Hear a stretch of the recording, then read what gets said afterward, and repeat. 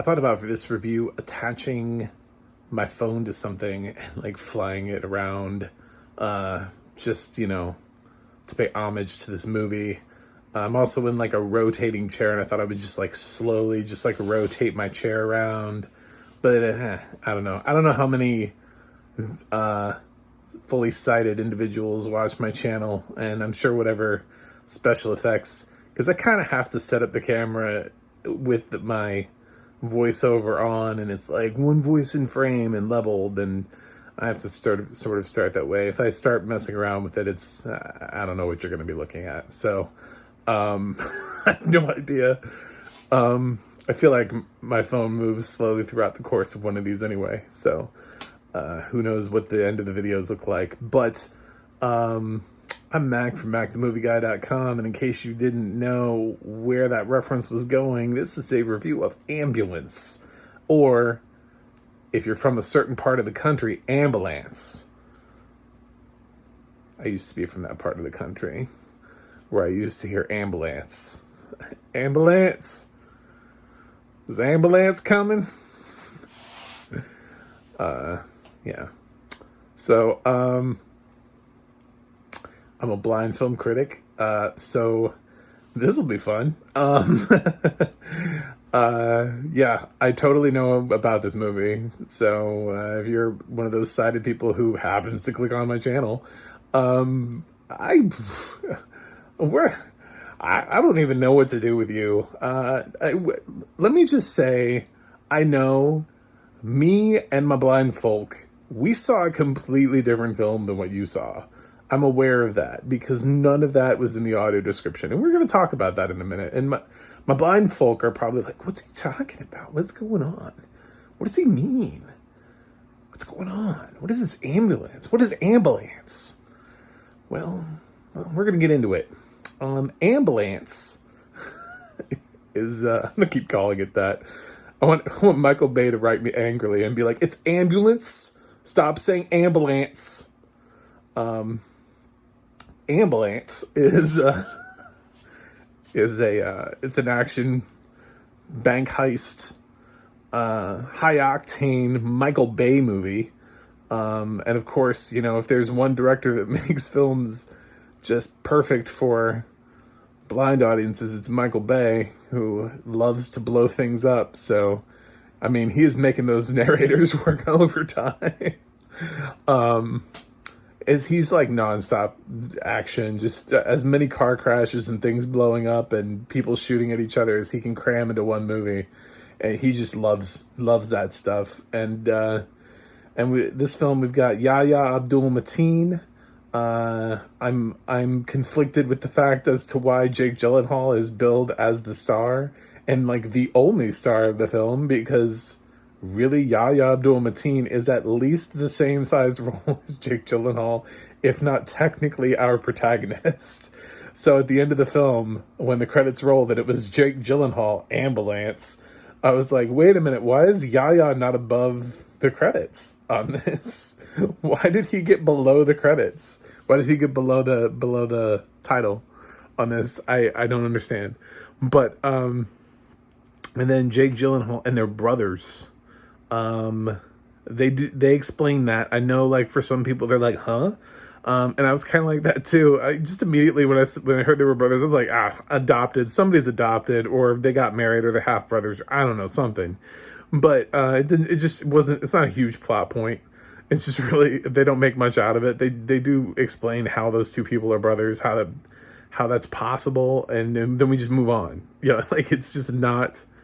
It doesn't rock anybody's world. No, I mean, like, a couple people make jokes about it. They're like, "You're brothers? Like, how is that?" Whatever. And Yahya is he's a veteran, and America is not treating him right. We have failed our veterans. That is what Michael Bay wants you to know. We have failed our veterans so hard they have to rob banks so that they can get access to medical care for their spouses. That is what this movie is about. So if you're proud to be an American, where at least you know you're free, and this movie doesn't speak to you, then I don't know, do something and help veterans, because the entire plot of this film is based around a guy needing money for his wife because they won't approve the surgery, her life-saving surgery, even though he fought for this country. She's the mother of his baby child. It's a terrible situation they put this character in. So he has to go to his brother, who he knows is super sketchy, but he never quite knows how sketchy, and it just keeps getting sketchier. And suddenly, he happens to show up on the day of when Jake Gyllenhaal is planning a bank robbery, and he's like, "Oh, I need a driver." So he takes his brother along. He convinces his brother to go along. He's like, "Nah, it'll be fine. We're taking guns, but yeah, it'll be fine." And he's got some other guys that are going to be like instantly like expendable. I mean, I'm sorry, that's a spoiler, but they're instantly expendable, because if you've seen the trailer to this film at all, and you know the plot of the film at all, the plot of the film, it spoils the future of those characters. So they go to the bank. The robbery goes not well. A cop ends up getting shot, and let's say some things happen to people who are not Jake Gyllenhaal and Yahya Abdul-Mateen, and they have to improvise. But Yahya, he's a good guy, so he's not going to let this cop die. So they hijack an ambulance, and so him and Jake and this cop that is bleeding out get in the ambulance with the paramedic, played by Isa Gonzalez. And they spend the rest of the movie driving, trying to survive and hide from cops and figure out a way out of the situation. So that's the plot of the film. Yep. It's when the film really gets going. This film is 2 hours and 15 minutes long, and I, at several points, kept questioning. I was like, how is this movie 2 hours and 15 minutes long? And the film answers that question for me at several points, where it just keeps sort of extending itself and extending itself and extending itself. I mean, I was moderately entertained, but not necessarily entertained enough to be like, yes, amazing, best Michael Bay movie ever. 2 hours and 15 minutes was the perfect runtime.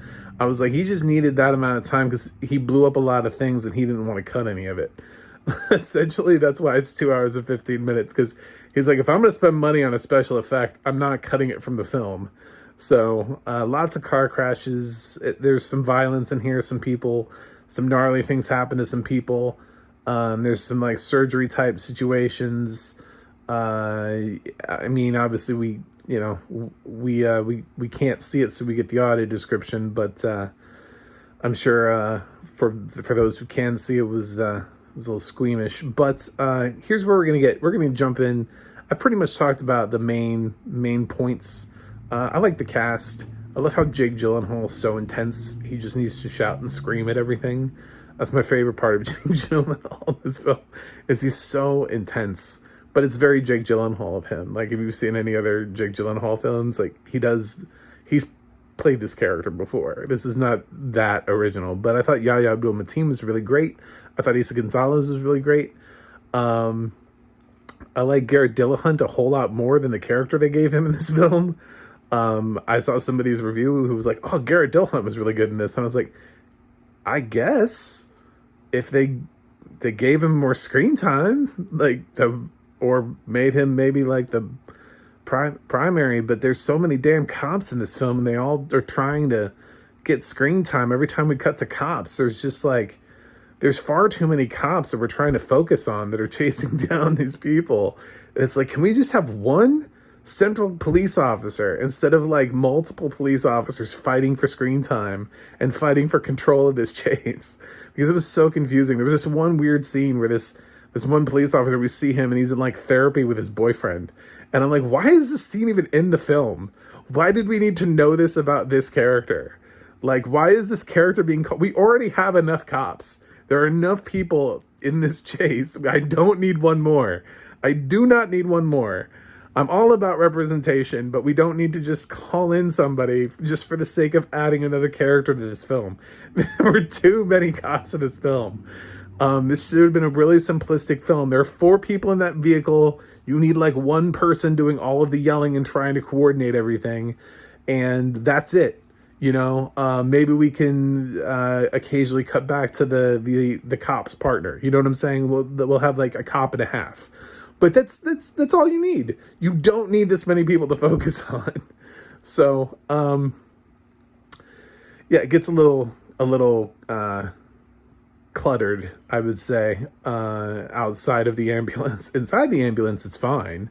And you get a lot of character development. But every time we cut anywhere outside of the ambulance, it's like, how many people, how many characters do they feel like they need to bring into this film? So anyway, my blind perspective on this is kind of like, man, I've been seeing like a couple of these films now where I'm just not 100% sure that we blind folk we're not going to get the same, we just didn't get the same film. And this is, instead of like Rescue Rangers, where I feel like, I know you guys are tired of me complaining about Rescue Rangers, but instead of like Rescue Rangers, where I believe like the studio could have actually fixed it by including it in the audio description, this is a little bit more like Old, where I'm not really sure how it would have incorporated in the audio description, because we don't always get a lot of camera angles in the audio description. And Michael Bay, what he did is, Michael Bay found out what a Michael Bay found technology. Let's just say that he found out what a drone is, and he was like, "Ooh, drones!" And he basically shoots, from what I understand, large portion of this film with drones. So they're flying in and around the car chases and under cars and up the sides of buildings and over cars, and so instead of getting like a steady camera shot, you're constantly getting this like you're in a ride or something at a theme park. Like, it's constantly, the camera's moving from a weird angle that he's obviously getting from a drone that's flying the way that it thinks that it's, you know, that he wants it to fly. So none of that was included in the audio description, but I didn't miss it. I actually thought, and I know that some people thought it was a bit much, so for me, this kind of pulled it back, and I didn't need his overly stylized crap. It actually just focused the film on the characters, the plot, the script, all of the things that we should be focused on. And I didn't need his gimmick. And without the gimmick, for me, I liked the film more than I thought I was going to. Going into this, I had heard about it. It does have a long runtime. It has far too many characters than it needs. But when you get inside that ambulance, there's some interesting character development going on there. I would say that the third act is problematic in that it telegraphs itself far too much. I mean, they're hinting at where the third act is going, like, long before we ever get there. So I wasn't really surprised by anything. I kind of would have liked a surprise, but then again, this is Michael Bay, and I just kept kind of flashing back to like The Rock, and I was like, God, this is going to be like The Rock, where, you know, Sean Connery at the end of The Rock, and I kind of got a little bit of that. It's not the same. Just before you think that, it doesn't have like the same exact ending as The Rock, but I kind of felt a similar vibe to that, you know. But I think we get an actually really good audio description of as much as we can, because I know he's constantly blowing stuff up. I know what he's doing. I know there's a constant chase. I know the camera angle zooming all the hell way around the place. I've seen Michael Bay movies before. I know what this dude likes to do with his films. and I can picture it. You know, I grasp the concept of what he's doing with that camera. You know, somebody gave him a drone and he just went nuts. He was like, "What is this? What is this magical thing?"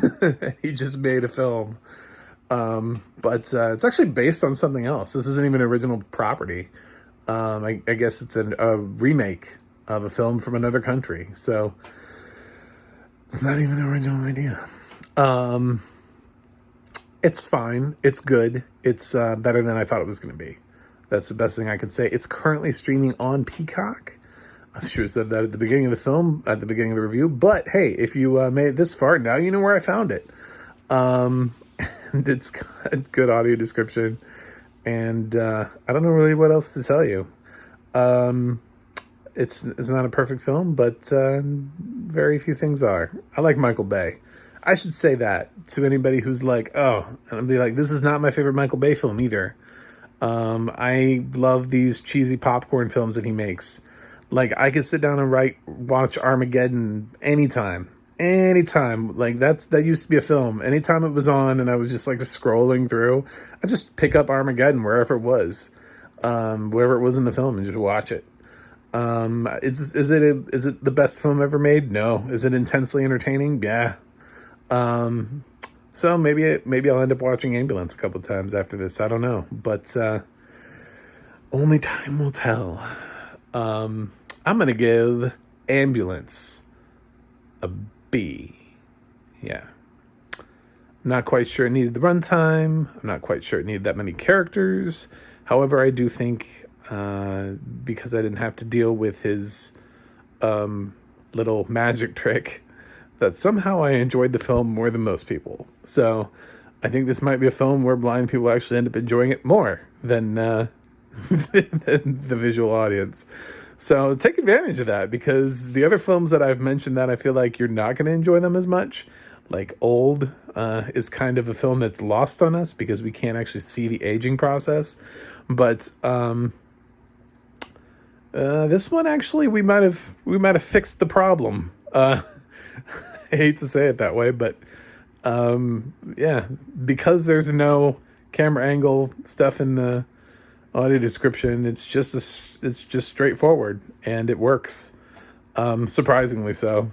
So let me know what you think about Ambulance in the in the comments, and as always, don't forget to like and subscribe, and tell all your friends about what I'm doing. If you know other blind people who like movies, tell them about my channel. Let's get the word out. And use Audio Description Project for all of your projects for audio description needs, and my website, macthemovieguy.com, if you want more movie reviews.